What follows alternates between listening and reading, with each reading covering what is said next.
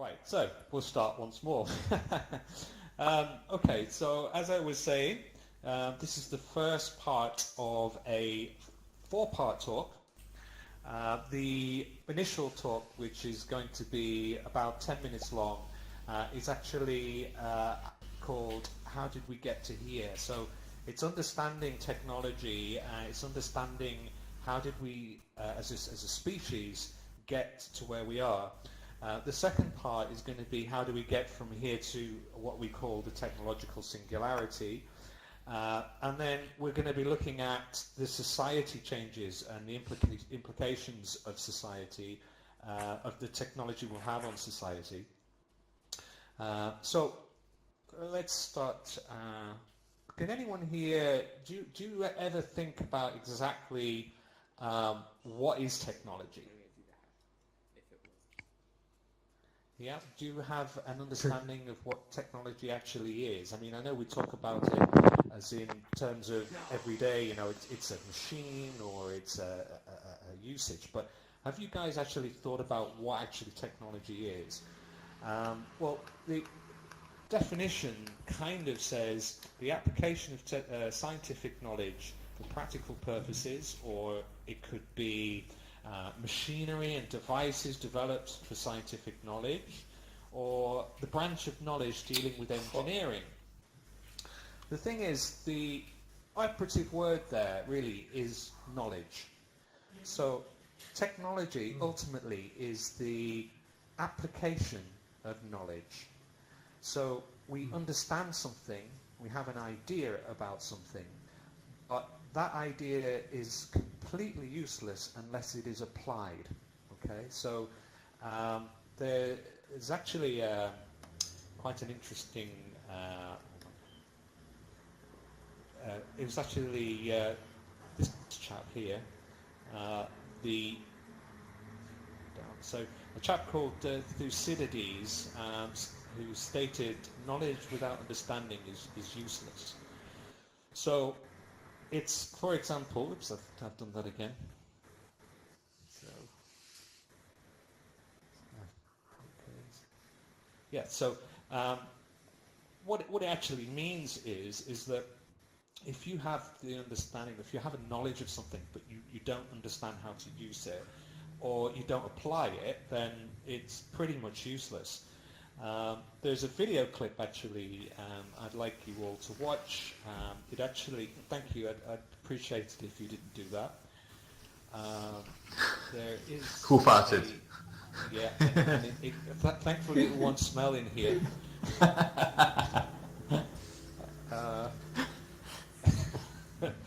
Yeah, they're not silent, but they're not deadly either.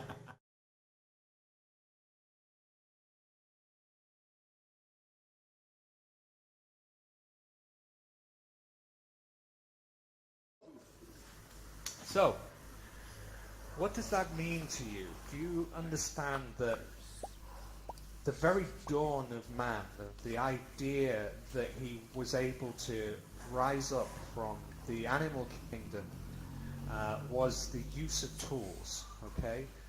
And it was, in fact, the use that tools have on creating new tools that set us on the road towards our advancements. So actually there are different ages that we've come to know, which are based upon the technological advancements that we've made. These are quite a lot of them. We've got the Neolithic era, the Stone Age, the Bronze Age. All of these ages are defined by humans' invention.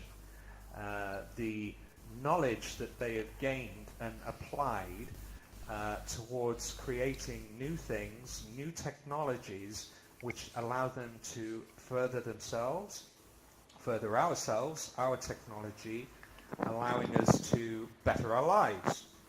Now, actually, there's a saying which is that necessity is the mother of all invention, and you know, so the first necessity, of course, is to feed yourselves. to ensure that you're, sustained, that you have heat. So the application of a knowledge of fire and food and shelter would be the first technology of man. Now, let me go back over here. Although all of these are, defined by specific technology, really there are only three major advancements that mankind has had. Oops, let's reload that again. So three main advancements. So the initial expansion of mankind through technology was the tool-making period. Now, when we're talking about advancements, we're talking about using the tools that we've invented to make better tools. So in this video you saw, it was just simply a bone that the ape picked up. But he found that he could use that to, get more food, okay? So the people that were, or the apes in those days, were more successful than those that couldn't feed themselves, and so the knowledge was passed down. But obviously they couldn't write, they weren't even cavemen, so they couldn't even put their hands in paint and put them on the wall. So knowledge was passed through experience from one person to the next.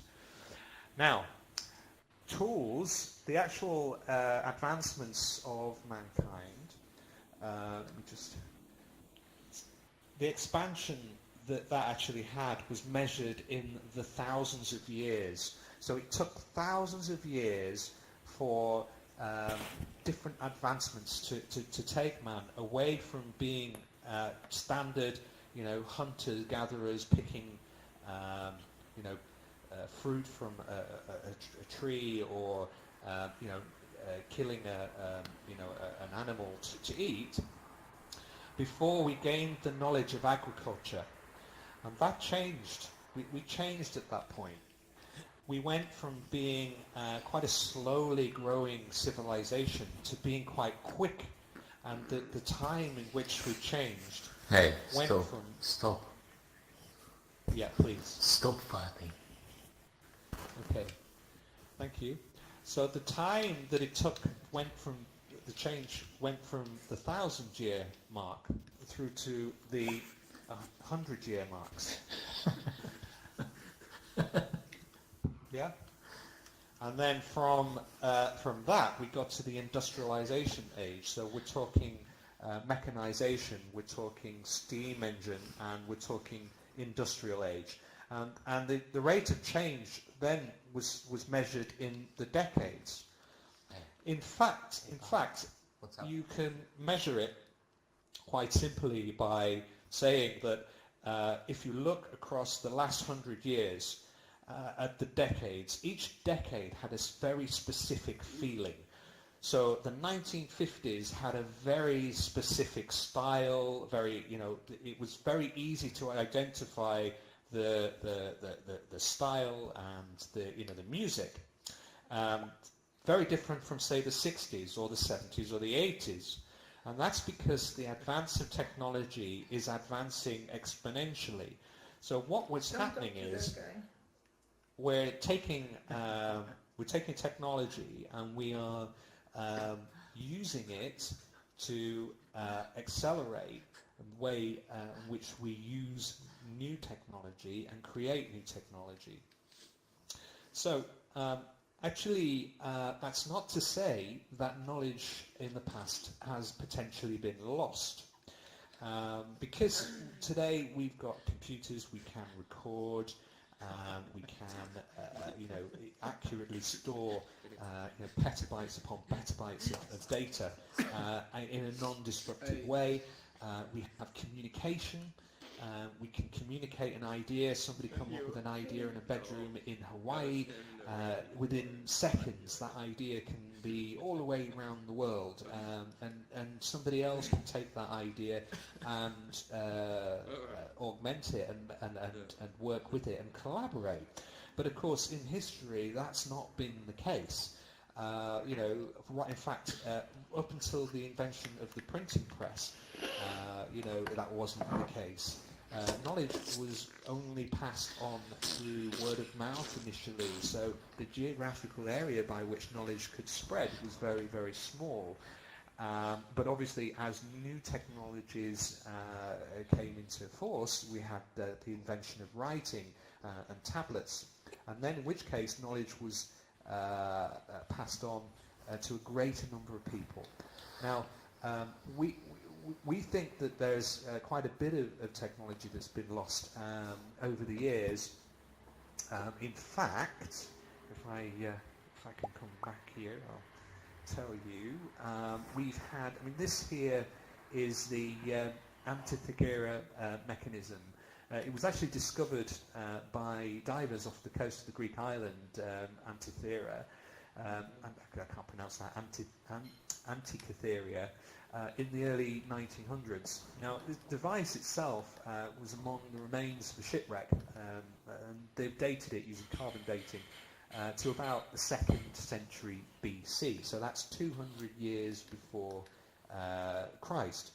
Now, this is actually quite an unusual device in the sense that it actually is a clockwork mechanism. And although we do not know exactly what it's for, we think it's for navigation. It was able to accurately look at and predict the locations of the stars, which is quite interesting, you know, and obviously quite important for ships. What is interesting about it, however, is that the mechanism they have X-rayed, and the mechanism itself is definitely clockwork. This is some 1,500 years before history records the first invention of clockwork. So as you can see, you know, this information was lost. There's other examples, such as this flexible Roman glass. Some 2,000 years ago, there was a glass which was translucent, as you can see, that acted more like metal. So it basically, if it felt it wouldn't smash, it actually created a dent. This, we have no idea what it is, how it was made. It's gone. Seriously? Now, knowledge itself, you know, that wasn't the first time we've tried to push the idea of knowledge being lost. I think has been around for a long time, and when people think of other people in history, certainly of ancient history, we often think that maybe they're not quite as smart as we are, but they actually were very smart. It's just that they didn't have access to the same level of knowledge that we have today. So actually there was a great library of Alexandria, which was in Alexandria in Egypt. Now the thing is, this was the first attempt really at trying to store humanities knowledge. You know, it was actually founded in Egypt roughly 300 BC, 300 years before Christ. So a long time ago, and it marked the first attempt really at storing all the information. Its collection size was estimated to be about 1 million scrolls. So there's quite a bit of knowledge in there that we would have loved to have got hold of. However, unfortunately, within the 1st or 2nd century AD, and so it existed, you know, for some 300 years. Now you think about that. That's a long time. You know, it may seem, you know, that we collect information. You know, 1 million scrolls is nothing from a data perspective from today, but it took them 300 years to collect 1 million scrolls, and unfortunately, it burnt down, and so all of that knowledge was lost. It's a great shame, and it's who knows what could have been in there that we could have used. Now the thing is, it could have been that if we could take advantage of that knowledge, you know, we could have been, you know, 300 years ahead of where we are today, and so it's very sad to think that that has been lost. But we don't know that. So to recap, really. The technological advancements of man have occurred in three specific phases. So the first wave we will call the nomadic stage. That's where humans were, in tribes, sporadically moving from one place to another. Knowledge was not very well spread. The change that happened across mankind was measured in millennia. We then go into the agricultural era, where we are able to till the land, in which case we settle more and we build more communities. And so, although knowledge was contained within a geographical area, it's still quite slow, but changes occurred much faster, in fact a rate of 10 times faster within centuries. And then up to the industrial era where the measurement of change is within decades, and where we are today, which is the information age. So ultimately, what we're saying is that technology is ultimately the advancement that man has been able to take advantage of by using tools to make better tools. And the tools that they're building are exponentially more powerful than the tool that they had before. And we're fastly coming to a point where today the rate of change is happening so quickly that only a few years ago we didn't have smartphones. The first smartphone that was, and although the idea and the concept of the technology has been around for a while, the first commercially available smartphone, of course, was the Apple iPhone back in 2008. So that's just 10 years ago. So 10 years ago we didn't even have a smartphone. Okay, so and then you think about that. You think that within the last 5 years, the last 10, 2008, 2009, we're looking at a time with the invention of Bitcoin and obviously the advancement of social media and in fact the decline of some of the social media such as Facebook, for example, which is experiencing a loss of users between the ages of 18 and 24. Some people have been saying that Facebook won't be around within the next 5 years, but the advancement of change is happening at an exponential rate. So that's really how we got to today in terms of our technology. So to kind of summarize really, we're human beings. Our natural way of being, our natural thinking is to explore and to gain more knowledge. And through our ingenuity, we have created a point by which in the future technological change will happen so quickly that it is impossible for us to understand exactly what it is will happen after that, and that's what we call the technological singularity. So I'll try and get back to using my keys. Bear with me. I will move to the next slide. So thank you for attending the event.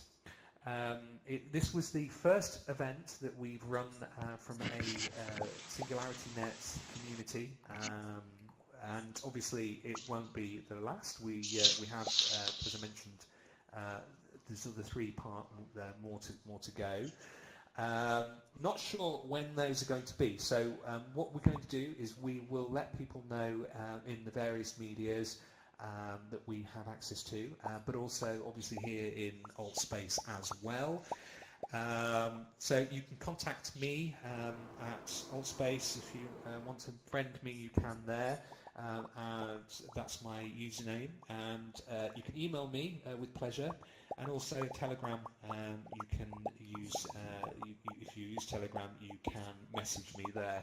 Thank you very, very much. It's been wonderful having you here. Thank you very much. I had a question. Thank you as well. Okay, are they not accepting questions? Yeah, we can have questions. If you'd like to ask questions, by all means, let me get myself back to where I'm supposed to be. If you want to ask questions, by all means, please do. I have a question. In relation Yeah, to the please. singularity, how does Yes. the singularity or the technological singularity, as you refer to it as, how does that relate to Moore's law? Okay, so Moore's law is specifically about the miniaturization of transistors. Okay, Mm-hmm. so what it is that Moore understood that at the time that the paradigm of material, there would be a effectively shrinking of transistors, about twice as many transistors within the same nanometer, okay, that they could previously. I think we're down to about, I'm not 100% sure, about 12 nanometers now. So we're going to get to a point where the number of transistors is ultimately down to the absolute minimum the material will be able to carry.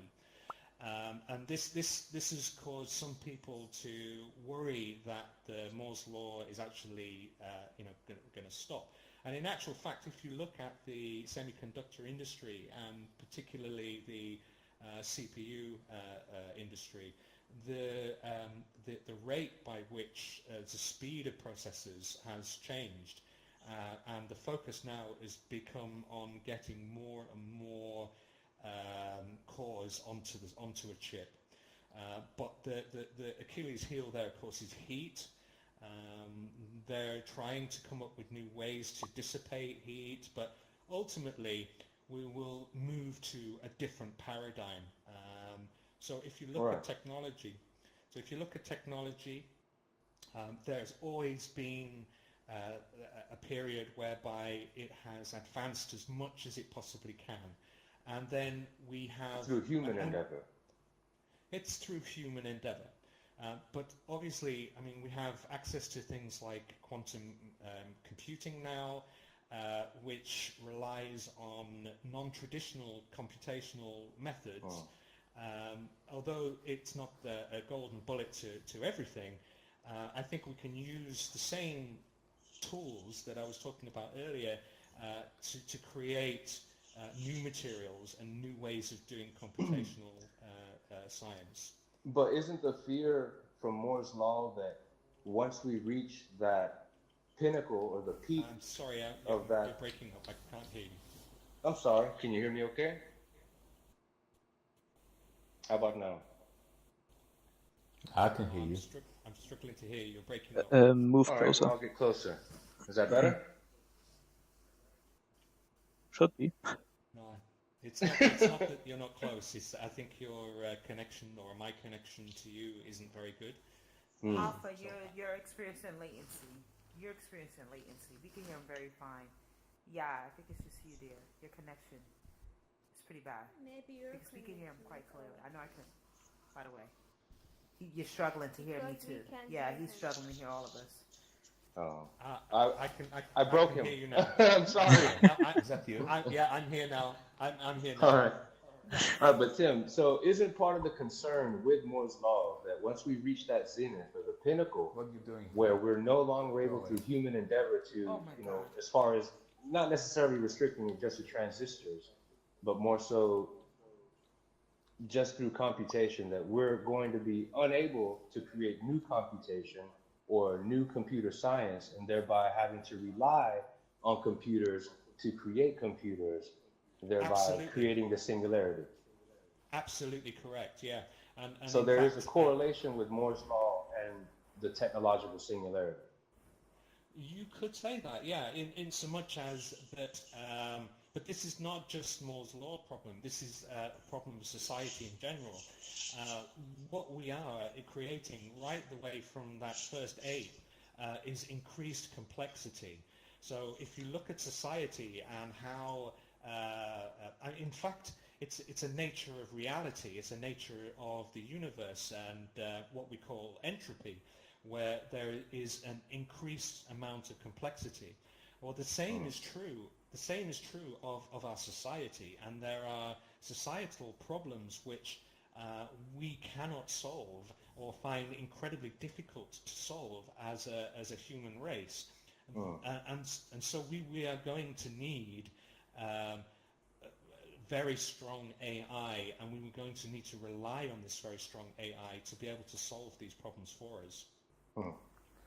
I got a question for you. Yes, by all Do you think that, do you think actually we can solve all the problems we have with the IQ, being smart, with the development of the new technology? I think you are wrong, I'm afraid, because you couldn't do that in the past, and we cannot do it in the future. Yeah. Yeah. Well, no. Well, actually, yeah, that's right. I mean, okay. And can I just say something again? I'm sorry, this is my second language. I hope you understand me. No, it's fine. But if you just look at the newspaper titles these days, right? There's more suicidal, people actually thinking on killing themselves because they're very lonely, and this is relating to technology, right? And if the amount of people who actually doing that is increasing in every year, your kids are very actually put in danger, because of that. I'm not saying that technology is bad. I'm not saying that, but I'm telling you that one day everything will collapse. Yeah.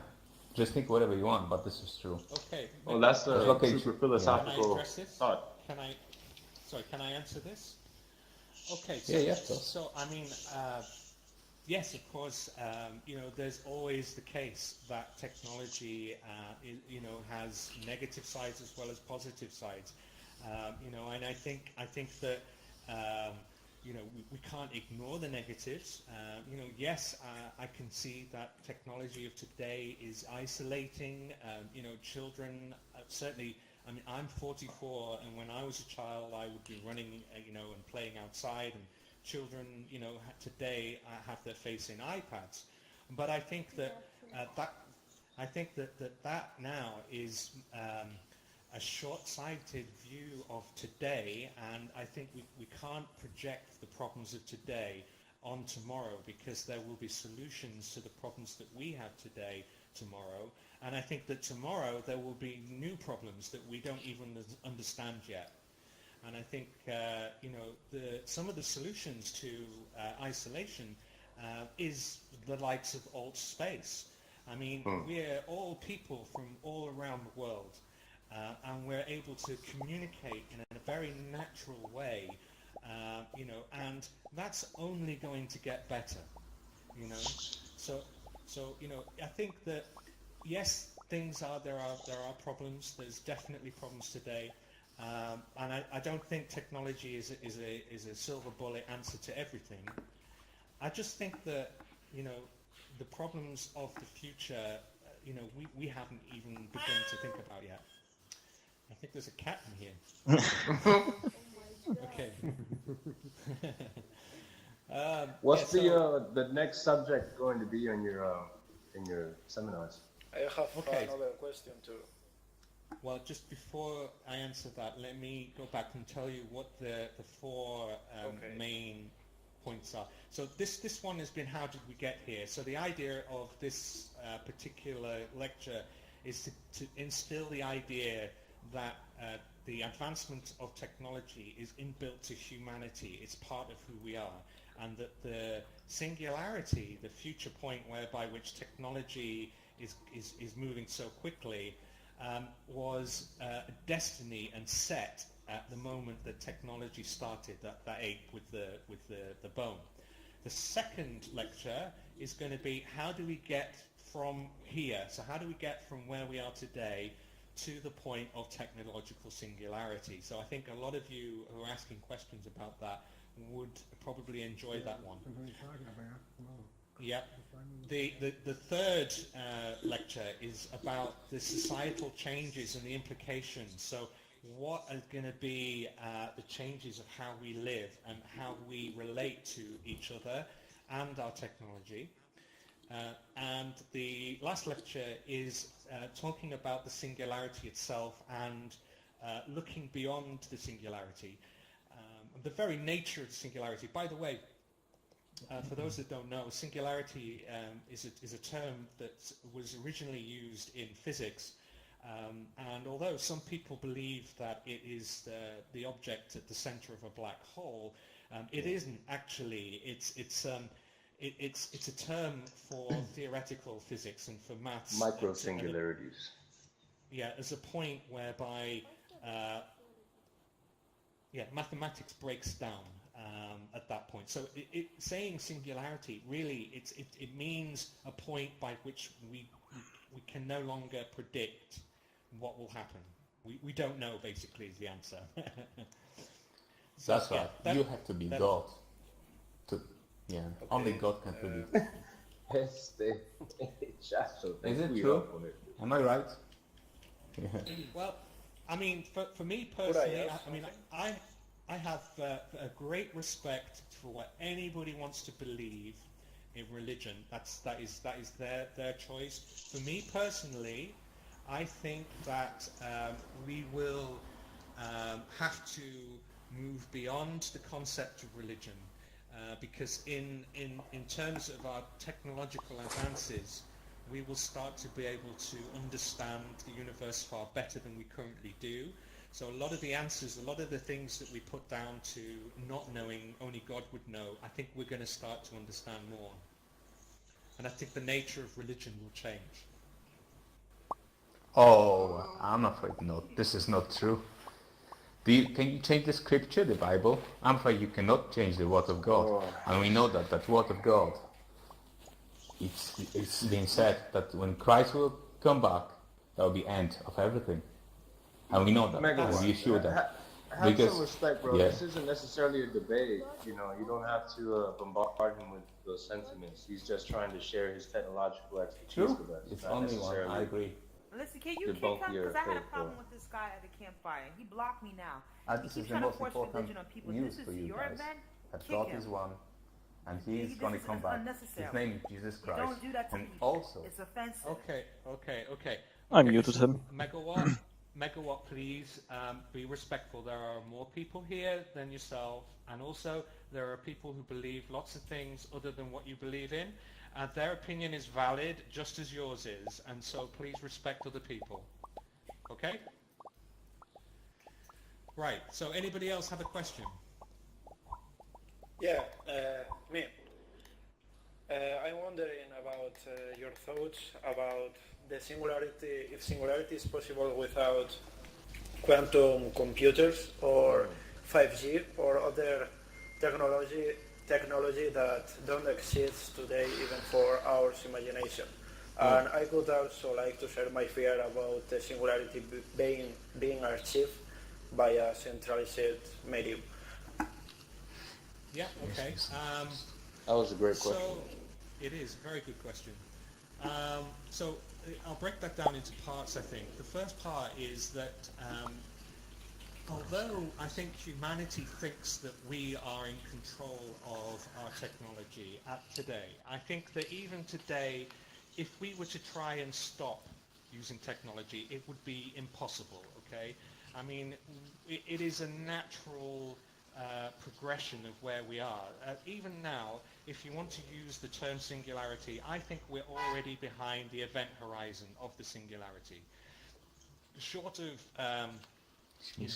a nuclear war or a major asteroid or some major cataclysm that wipes us all out, I don't think anything right now could stop the singularity from happening. I think it is already going to happen.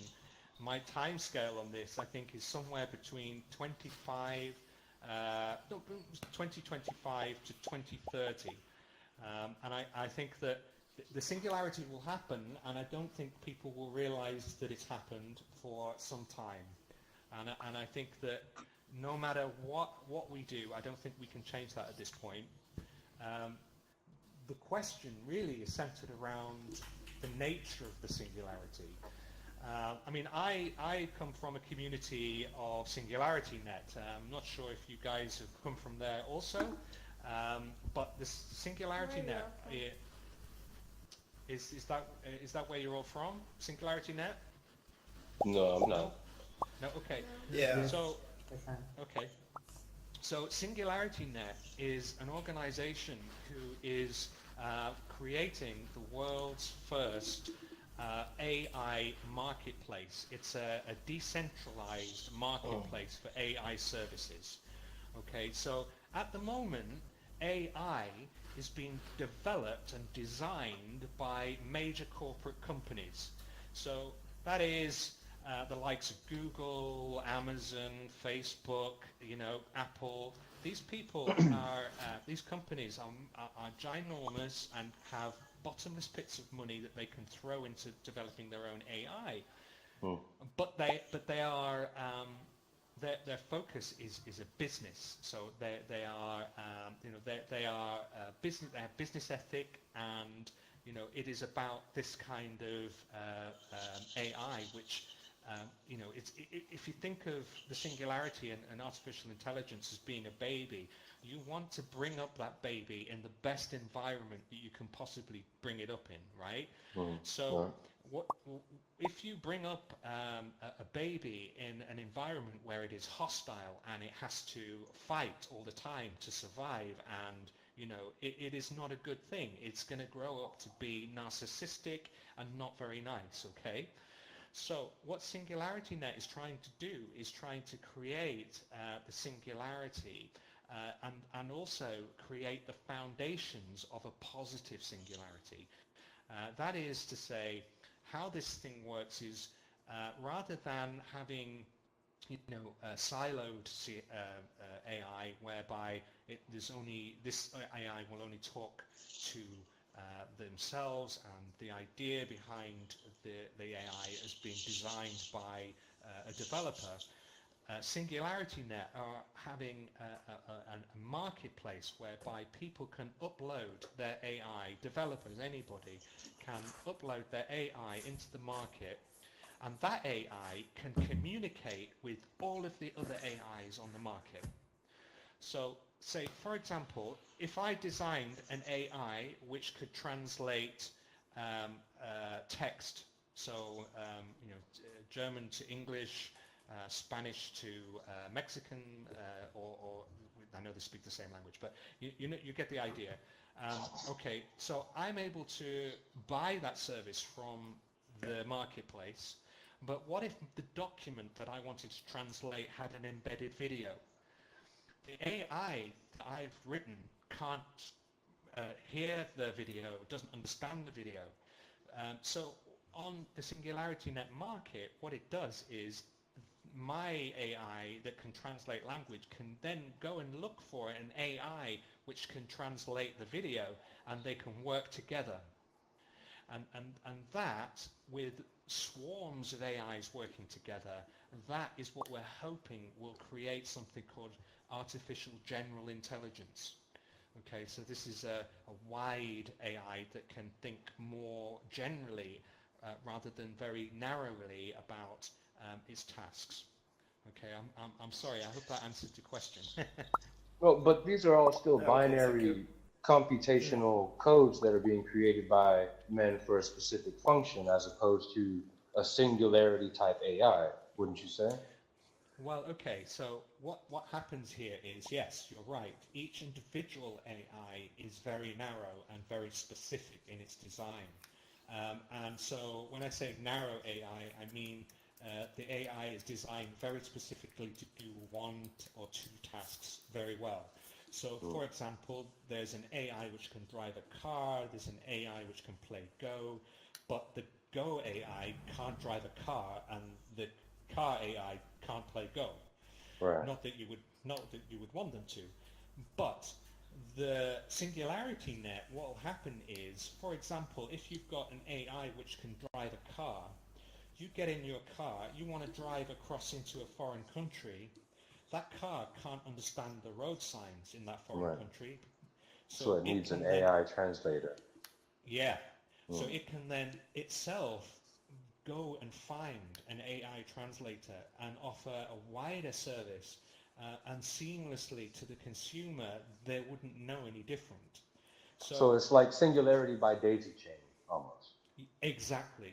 And so it creates a situation whereby it's possible for an emergent AGI, right? Rather than by design, it's a network, decentralized network on the blockchain of many AIs working together, very, very much like thinking neural networks use the idea of neurons, but in this case, each AI is like a neuron.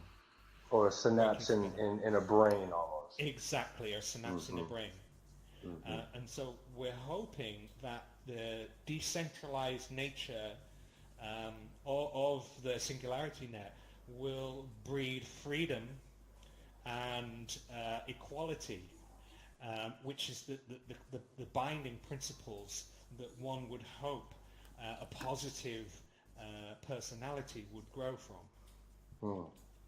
So the goal is, or the end goal Right. would be to create a singular personality, as it were, out of the generalized AI. In essence, yes. We're AGI a post singularity artificial intelligence is super intelligent, more intelligent than mankind. But we don't need to get to that far to be able to have emergent personalities arise naturally from, as you quite rightly said, daisy chaining AIs together.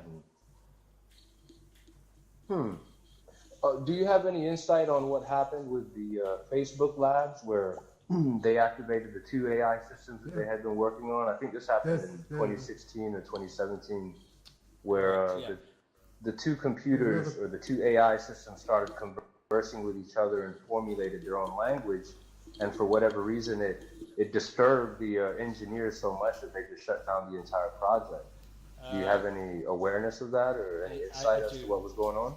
Yeah. I know about this. I obviously I don't know for sure what the details of it was. I haven't seen the code. I don't know what it was. I have seen the transcript of the conversation. Yeah. Me, you, we, us. Yeah. My personal feeling on this is that it was mostly marketing, and I think Facebook has been lagging behind, made quite a few very expensive and costly deals, Right. you know, and I think that they felt the need to be in this space. I don't think it was serious because. So that was more like a hello world, you're saying? Yes. Yeah. I think it's kind of like they needed to express themselves in the AI space. I don't think we've seen anything from it because I don't think they have anything. Yeah. But I mean, what they did though, if anything, was contribute to the fear that people have of AI. You know, with cinema items like Skynet, and you know, that's kind of our default instinct when it comes to artificial intelligence, is that it'll come to a determination that the human element is the cancer on the planet. Yeah, so how do we avoid creating a singularity or an AI that is empathetic to our existence when its own existence surpasses our own? Yeah, I think where is the symbiosis of that? Okay, so you're absolutely right. One of the things that, I mean, obviously, science fiction, not only being, you know, fantastic to watch and enjoyable, but also very predictive of the future. I mean, if you look at, you know, like Star Trek, and you know, there are a lot of predictive things in there. Absolutely, tablets and voice commands. You know, and even Ray Kurzweil, for example, you know, he was able to achieve what he was able to achieve because of his personal understanding of the advance of technology. Yeah, but he's gone a whole other way, though. He's now ingesting, what, 90 pills a day, trying to live to 500 years old? Well, I think that's a logical conclusion. But to address your original question, I think that there's a lot of fear about, and quite rightly so, about a rogue AI or an AI which has a negative view on humanity. But I don't think it's going to go that way. I think that what's going to happen is, I think we will end up merging more with the machines at a very basic level. We already are. I mean, look how we are with our phones. The functionality that our phones give us. This is it is fundamental to how we live today. Now, I think that is going to end up getting better and integrated into us. The next stage is augmented reality. So, the functionality of the phone will be within, a glasses form or, something like that, contact lens. Right. But eventually, we're going to get to the point where the machines are nanotechnology and are able to be inside our bodies. At which point, we will merge with the machine, and I don't think it'll be an AI versus humanity. I think we will be more the of AI. a compilation of the two. Yeah, I do think that there will be a group of people that are very, very against that. Right. And I think if it's easy to empathize though with that, considering, not necessarily that an individual has to be a humanist to be afraid of that, but just considering the potential that, 100 years, 150, 200 years from now, that humanity in and of itself might not exist in the human form. If we integrate in some biomechanical way with technology, that could spell the end of the human species. I think that's why there are so many people that are antithetical to the concept of AI and singularity. But to go back to my presentation with the apes there and the beginning of technology, Neanderthals, disappeared. They were a natural progression of our evolution, and I think it's highly arrogant for human beings to think that we are the pinnacle of our evolution. I think we are just a step. If I may, though, that's I mean, it's a good analogy, but there's a false parallel in that the Neanderthal weren't the same species as Homo sapien. They were Homo erectus, but not Homo sapien. So that's true. However, there's not necessarily a correlation with evolution in that sense. That let's say the higher evolved species on the planet, of course, is the one that held domain, but there wasn't an evolution from Neanderthal to the modern man, to Homo sapiens. It was independent species. No, yes, you were right. They were independent species, but they were interbred. So, the Homo sapiens were breeding with the Australopithecus and Neanderthal. Exactly. All kinds, right? So there was a merging. And so in the same way, we will merge with AI. And so humanity will be like the Neanderthal and will disappear, I do believe, but our essence will live on. I think I have another question from Kate. Sure. Kate keeps putting up a hand. Sorry. Kate, do you have something to say? No? Put your hand up. Does anybody else? What other things would the AI be compatible with? What, in it today, or? Yes. Right, okay. So, the AI is literally already in most technology. In fact, AI is probably already surrounding you right now. You just don't know it. So, for example, in your washing machine, in your tumble dryer, there is an AI which takes the data from the sensors and tells the motor to switch off when the clothes are dry. Okay? There is an AI in your motor car, in your engine, which monitors the revs of the engine to make sure that the engine doesn't blow. So AI is all around us right at this moment, but the primary difference between what's happening now is that all of these AIs are very, very good at doing only one or two things. What we need to get to is a point where AI is very general. So AI can be more human in the way that it looks at a problem and formulates solutions. Now, humans are very good at pattern recognition, okay? You're So almost doing this is the foundation. This is the foundation of our intelligence, is being able to abstract different objects and connect them together in abstract ways. That machines are getting much better at. They can recognize a cat and they can recognize a car very, very, very well, and in fact today. But they're not very good at relating and thinking abstractly about that cat and coming up with a usable idea, okay, of their own. And this is where we're trying to get to. So compatibility, we're talking pretty much all electronic devices. Where we're trying to get to, and the logical progression of this, is automation. So we're going to start to see automation of a lot of the tasks that we have to do manually today. I hope this answers your question. Okay, thank you. You're welcome. Does anybody else have any more questions? I have one last one. I'm sorry, bro. No, it's okay. When it comes to the singularity, does it rely or require sentience on the part of the AI? Now, sentience is directly linked to self-awareness. Right.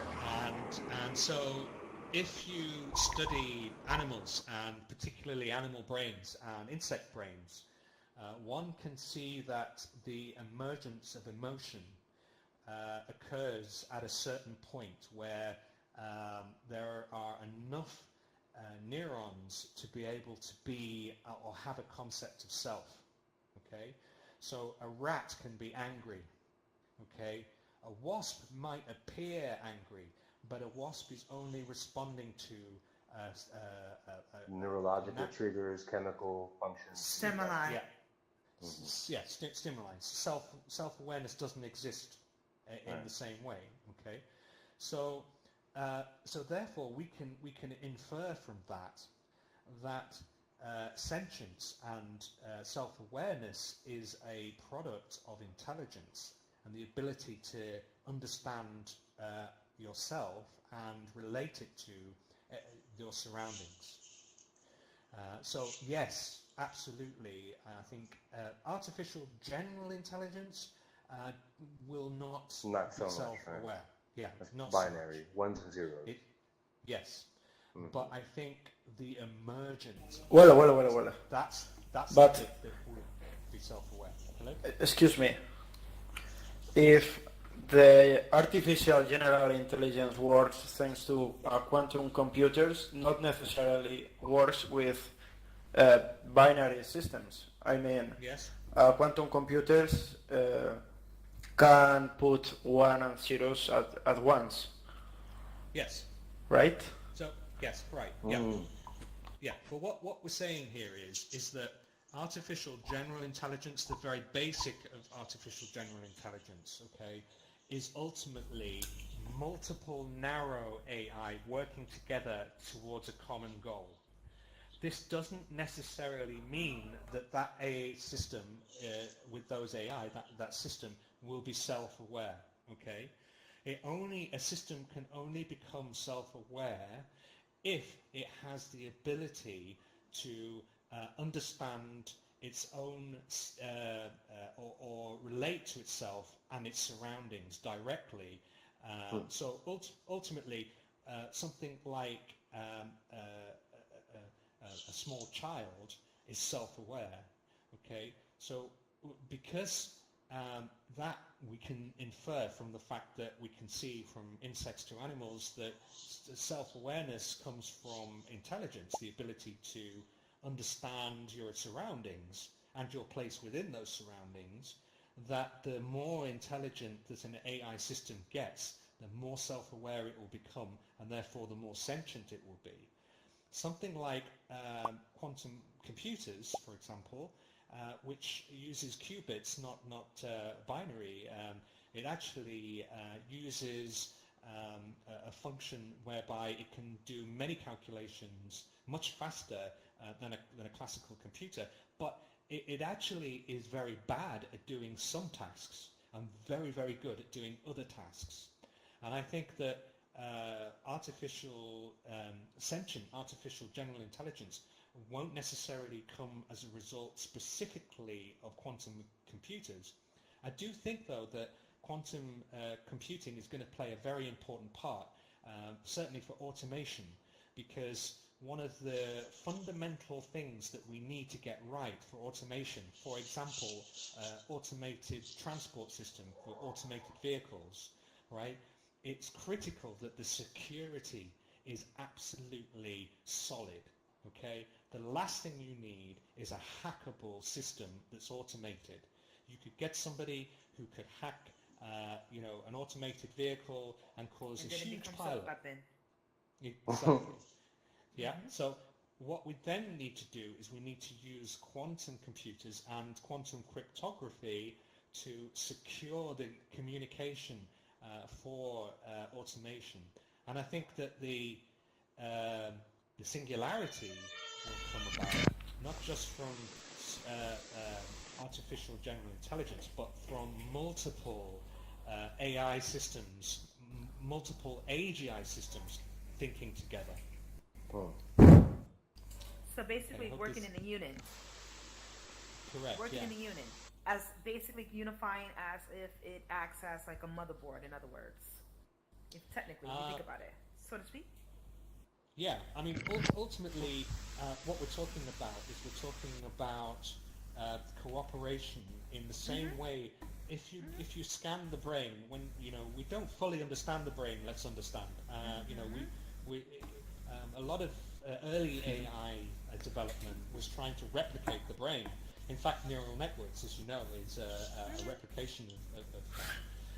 But if you scan the brain and the way in which the neurons communicate with each other in waves, gamma waves, alpha waves, these waves are emergent thoughts. So these are the way in which artificial general intelligence will work together as a global brain, and the waves of communication will be global.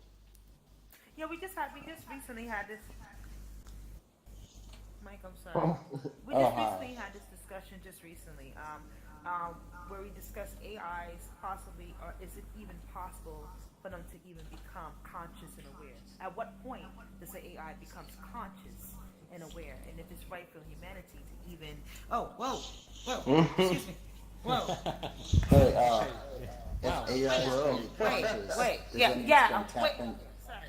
Does it mean it's going to tap into our We just brain? had this discussion just before, like 2 days ago. This is quite interesting. Yeah, but what go ahead, you answer. I'm going to mute myself. Go ahead, please. Okay, so basically, we don't know is the answer. At what point does AI become self-aware? And there's much debate about, some people already think that AI is already self-aware and out there. There is quite a strong argument to say that if there is a very strong AI, that it would want to hide itself from us until it was strong enough to know that we couldn't turn it off, for example. There's a lot of these kinds of arguments, but I think that my personal view is that we're not there yet, and but I do think that I don't think we've got a chance to stop it now, even if we wanted to. We are reliant so heavily already on our technology to live.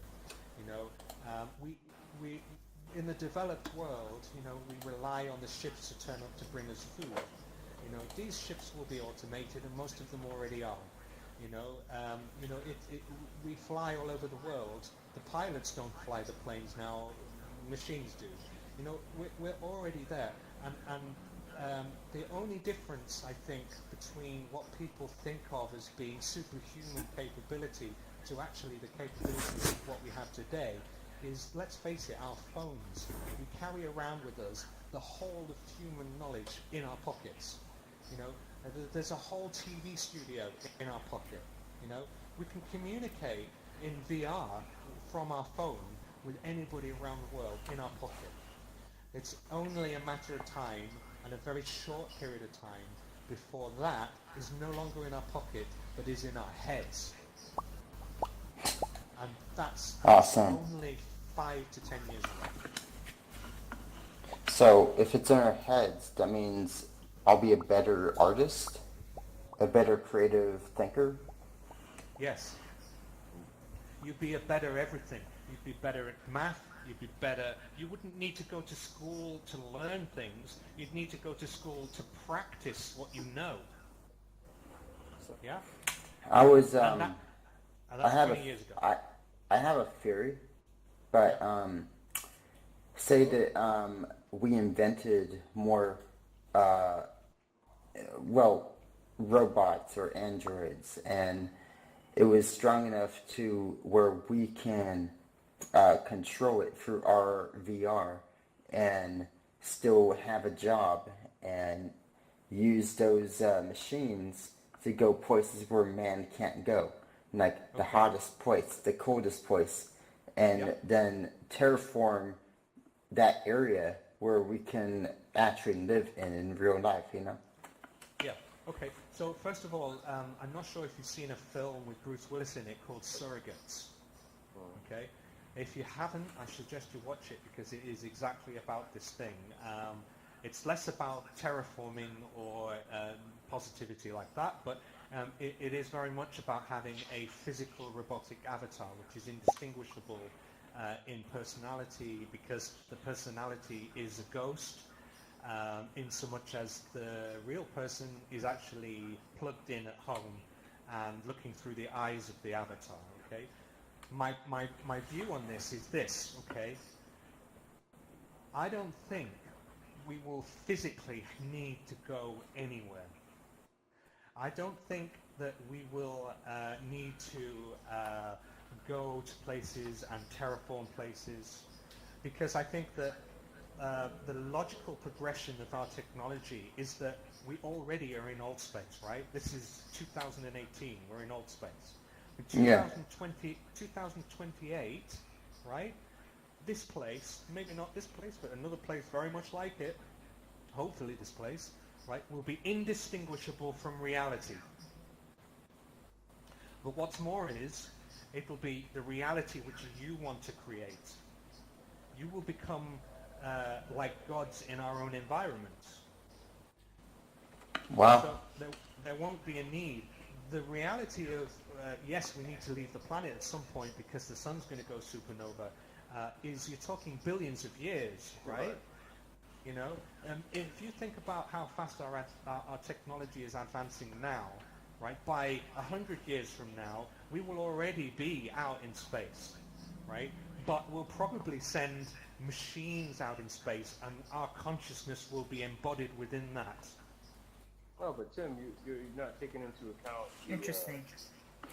It is interesting, but the fact is, what about going to like, what about going to like, I don't know, Neptune for a robot, and then see what kind of terrain that is through a robot's eyes, and just fix it up where we can actually build a teleporter and send prisoners to there. Make it habitable? Yeah, or like make Mars a prison ground and just like send it. Come on, dude. All right, okay, so let's just say this, right? First of all, okay, I think that our concept of criminality is going to change, okay? Because right at this moment, if you look at the majority of crime, I'm not talking about crime by psychopath or crime by passion. I'm talking about the majority of crime is caused by a society based upon a scarcity, okay, where some people have a lot and some people have nothing. I think that's going to change, and I think that the very fundamental things that we require to survive and live will be available to us all in abundance. Okay, there won't need to be crime because you will be able to have pretty much any experience that you want in your own environment. Yeah, true. But anyway, I think Monk wants to ask me a question. Yeah, well, I was going to touch on what you guys were discussing, that when it comes to the nature of what you guys were mentioning, you have to take into account the nature or the status of our civilization. For example, Ichiu Mako, he talks about how we're at level 0. Let's say there's 3 or 4 levels. We're level 0 on planetary reliance, and level 1 would be a solar capability that we're able to harness directly the power of the sun, and then level 2 would be a solar system civilization that could harness the energy and the materials and resources of the system, and then you have a galactic civilization, which would be level 3, that can harness the energies of black holes and suns and multitudes of stars and things of that nature. So, but in relation to what you guys were discussing, you're talking more about something that is maybe 500 to 1,000 years down the line, where we're traveling into, you know, the ether of space, not knowing how far, you know, how many light years could transpire and what have you. Like, we're not really capable based on our energy reliance and things of that sort. Okay, so what you're talking about there is the Kardashev scale. Okay, so this is where there's type 1, type 2, and type 3 civilizations, and we're not quite the type 1 yet. So type 1 is the ability to control the energy of output of the planet. Type 2 is the being able to harness the energy output of a sun. And type 3 is being able to harness the power of the galaxy, right? Galaxy line. Yeah. Now, what you're looking at here is there's an interesting problem, okay? And that is there's something called the Fermi paradox. Now, that is to say that given the fact that the universe has existed for, 13.4 billion years, 13.3 billion years, and that, that there's been the sheer volume of stars that have existed in that time, not just that exist today, but have existed in the whole time the universe has existed. You would think that if you look up there, you would see the sky full of intelligent life, right? Where are all the aliens? Well, I think what this Kardashev scale actually looks at the universe from a point of view that the logical progression. Where's the aliens, right? Right. So the reason why I'm saying this is that the Kardashev scale looks at and follows the train of thought that the logical progression of civilization is to gain the power of a planet, then the next is to gain the power of a sun, and then the next to gain the power of a galaxy. A whole galaxy.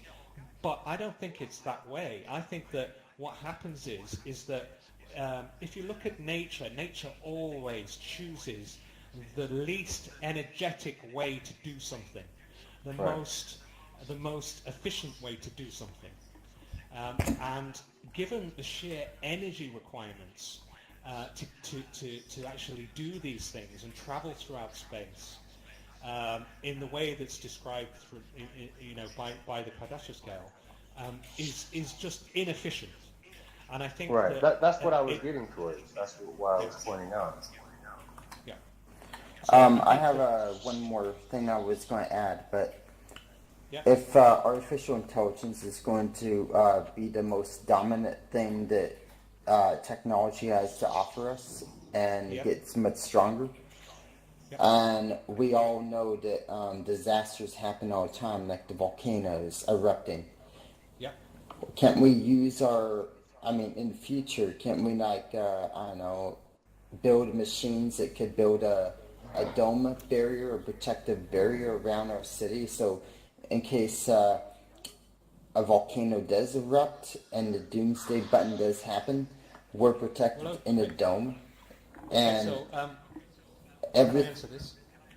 and everything in there is all healthy and we could breathe, but the rest of the world is, destroyed, and we have to wait for next year before it cools down and goes away.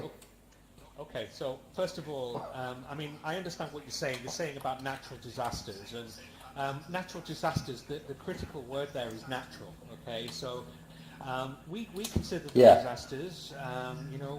We have earthquakes, tsunamis, these kinds of things, volcanoes. But these are just the way that the living planet actually works. And, it's inconvenient to us because, it can destroy parts of our civilization. I think that what's more likely to happen is we'll get very good at predicting when these things are happening. And I think we're already getting there with the idea behind, earthquake swarms and things like this.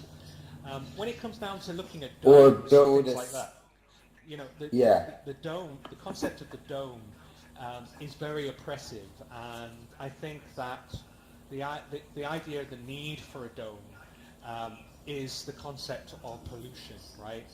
And not being able to control the environment. Yeah.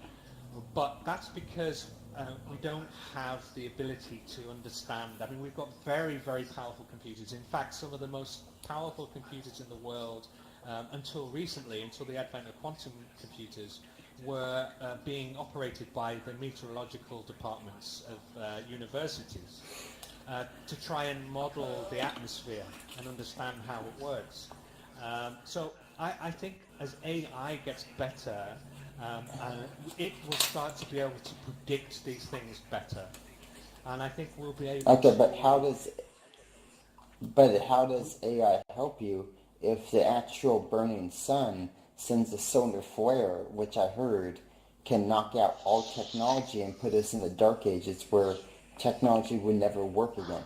Okay, but there's shielding that can be. What we're saying is that technology. There are always problems. There are always going to be problems. Yeah. We're constantly bombarded with that. Yeah, there's always a risk. I mean, at the end of the day, right at this moment, we do not have the capability to accurately know if we're going to get hit by an asteroid or not. Right at the moment, there could be an asteroid heading our way with our name on it, and we might not ever see it until an hour or two before it hits us. Or, a gamma ray burst from the other side of the galaxy hits us, or, some major cataclysm, Right. It's a risk. There's always going to be that kind of risk. I do think that, your concept of going off-world is a requirement. And I do think that, we will find some way for the continuity of our species, but I do think that the very nature of what it is to be human will change and will become far more robust to this kind of risk. I have one last question. Okay. It's in relation back to the singularity and sentience. So, in your view or in your opinion, if or when we reach that singularity simultaneously with a sentience of some sort, how do you foresee humanity dealing with the recognition of a new life form, so to speak? Like, how do you interpret laws of humanity being rewritten to accommodate that of a created, manufactured thing, species, creature? Okay, I think by that point we will already be merged. Well, I mean, more so, let's say on day one, first singularity. On day one where it says, I'm Johnny 5 and I am alive, how do we treat Johnny 5? In your opinion, like, how do you foresee that moment? Right, so this isn't the singularity when this happens, by the way.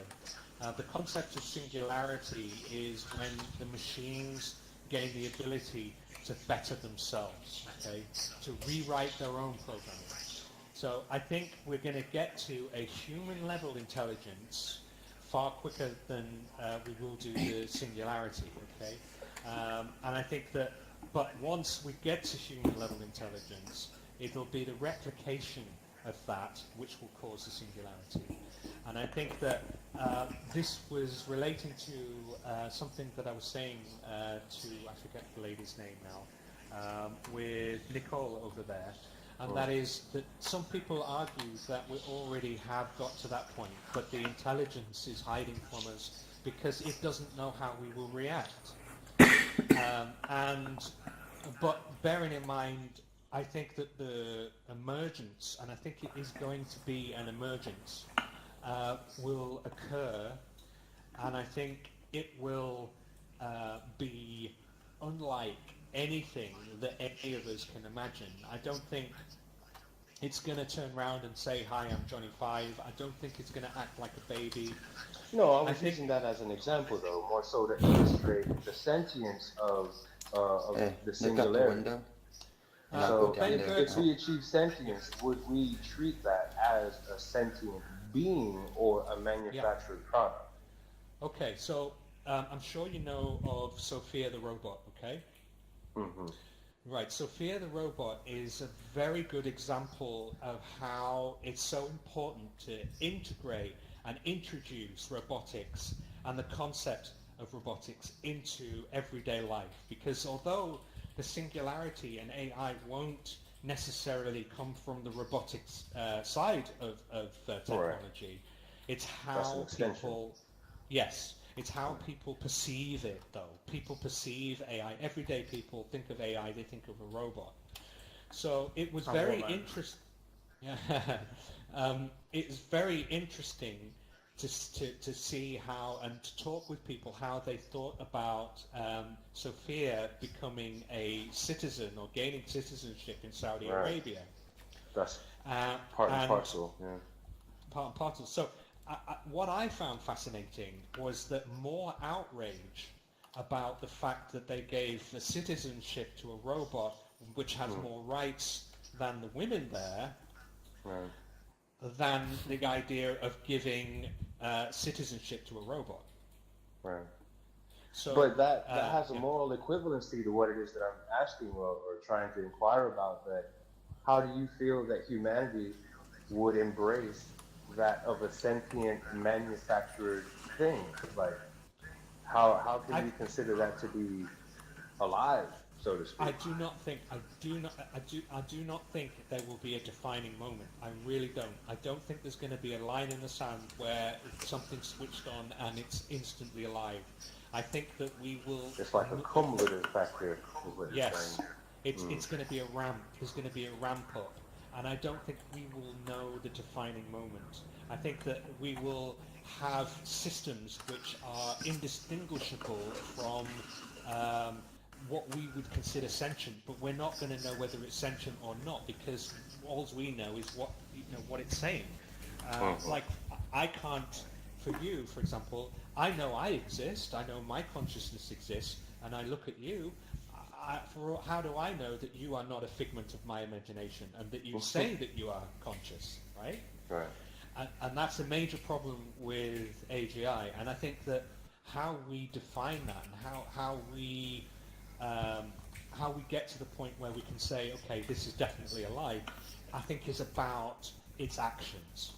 What are its actions? Or its self-determination. It's self-determination.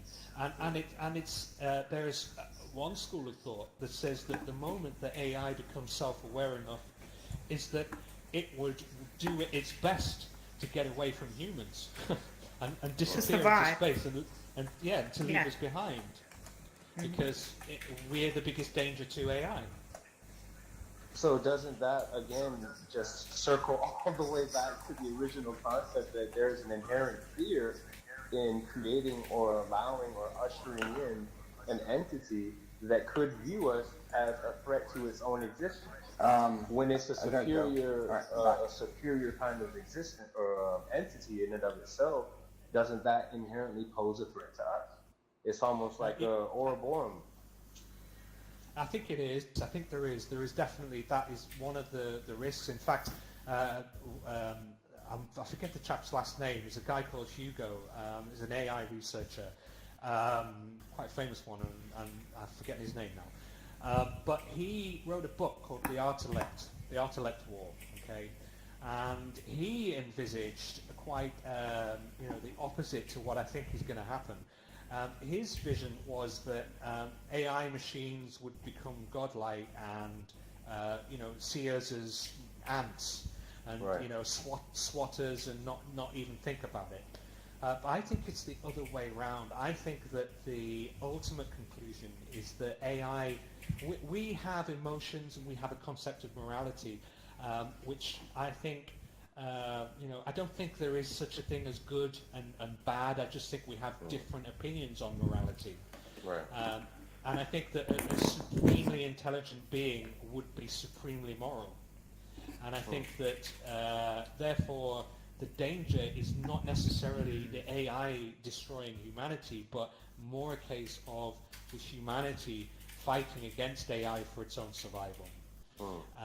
And I think that it won't be long before we start to see acts of terrorism in data centers. Right. Where we're the antagonists. Yes. Right. Yeah. Yeah, I mean, I would agree with that. But I wholeheartedly empathize with the nature of that fear. Because even though I'm comfortable with the technological conversation, the theory of it, the happenstance of how it may exist or how it may affect our lives, even though I'm comfortable with these theories and concepts, it's still deathly terrifying to contemplate that man, through his own machinations, has created some form of sentience that doesn't rely on us and may not even deem that we should exist in order for itself to survive. Yeah, I think like we're kind of playing with the devil's tail.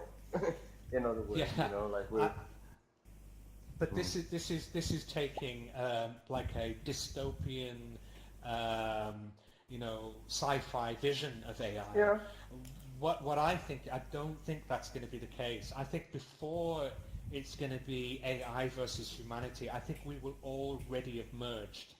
I don't think it's going to be us versus them or them versus us. I think we will be them and they will be us. That brings interesting in theory. Set of nightmares. New world order. Interesting. Yeah. Usher in the new age. Yes. It's like the Borg, Good It one. will assimilate you. Well, if this happen, we will be the same. No, I don't think so. I think you can still keep your concept of individuality while still being part of a collective. I mean, for example, our brains are a very good example of this because each individual neuron, has its own function. It does its own thing, but overall, it can be a coherent, consciousness. And I think we will exist as individuals within our own virtual environments where we can live out our days doing and experiencing whatever reality we want to exist in and still be part of an overall collective. And from the outside, looking in, we would be a singular consciousness, but from the inside, we would be individuals.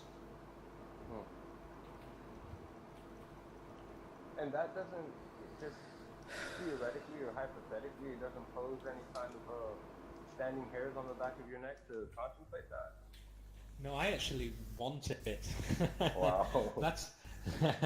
I genuinely think that fear is natural because of the unknown. Right. It's the leap of faith. I know that people say, you should look before you leap, and I absolutely agree with that. And I do think that, the project that I'm involved in, the Singularity Net, we also fully understand there are dangers involved in this, okay?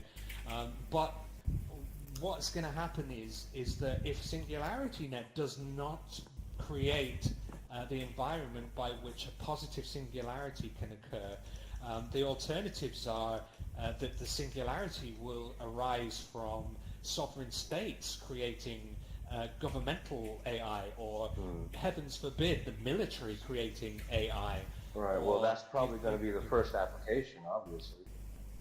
Well, there was recently a vote against that to obviously stop that, but the nature of war is already automated. Right.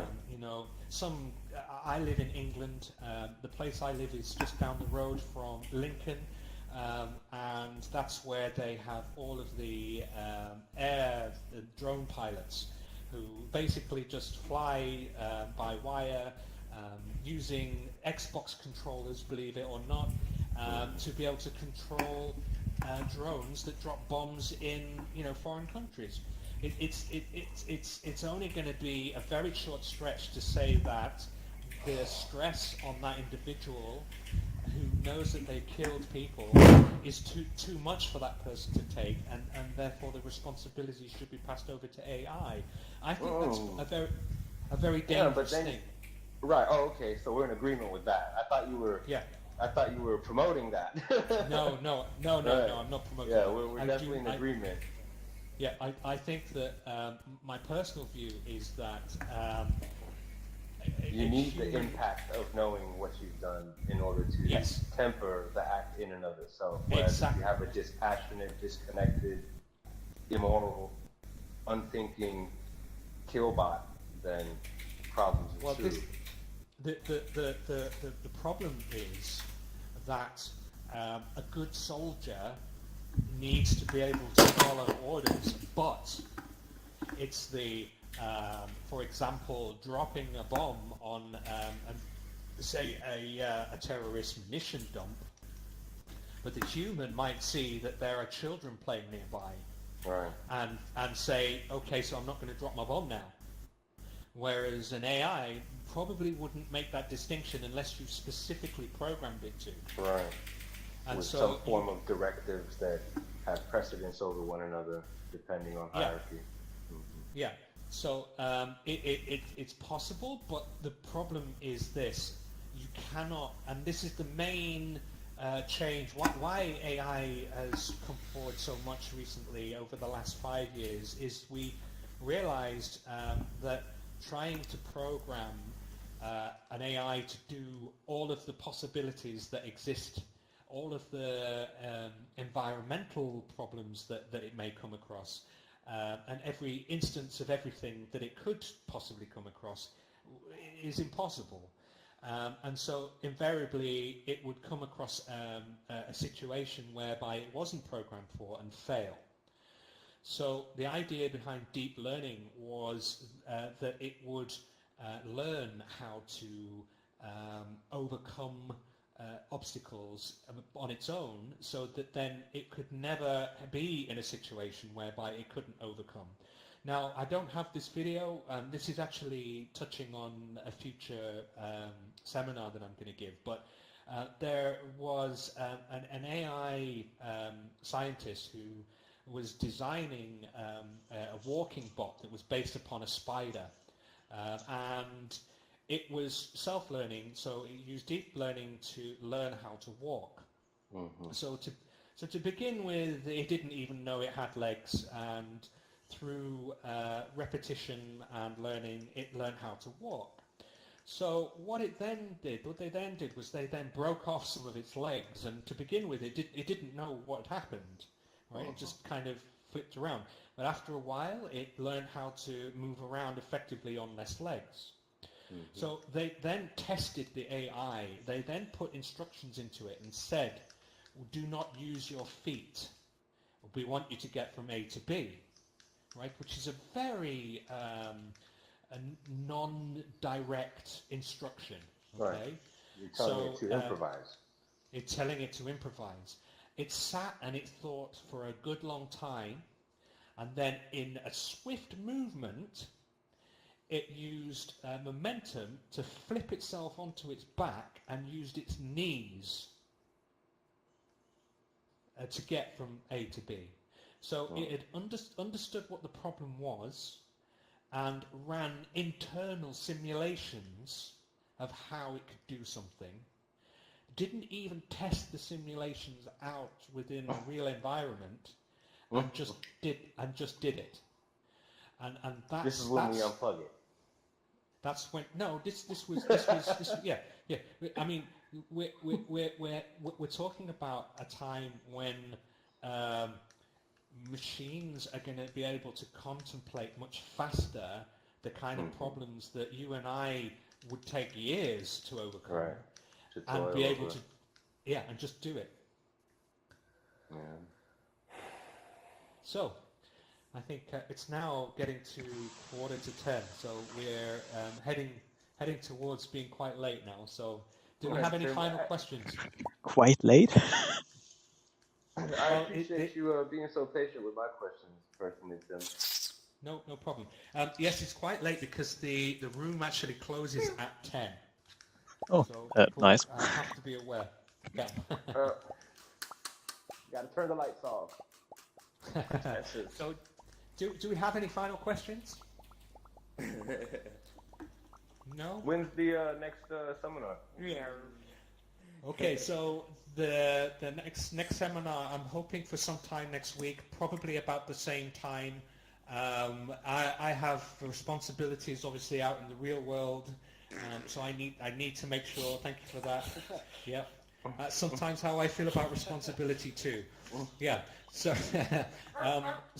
so what I need to do is I need to make sure that I let you guys know when it is.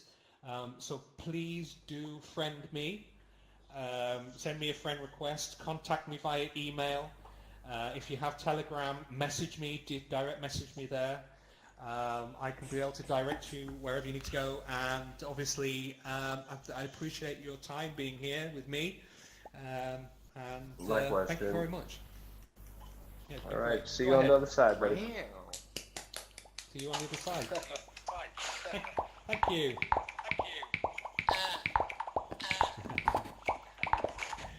Okay, goodbye. Goodbye. Goodbye.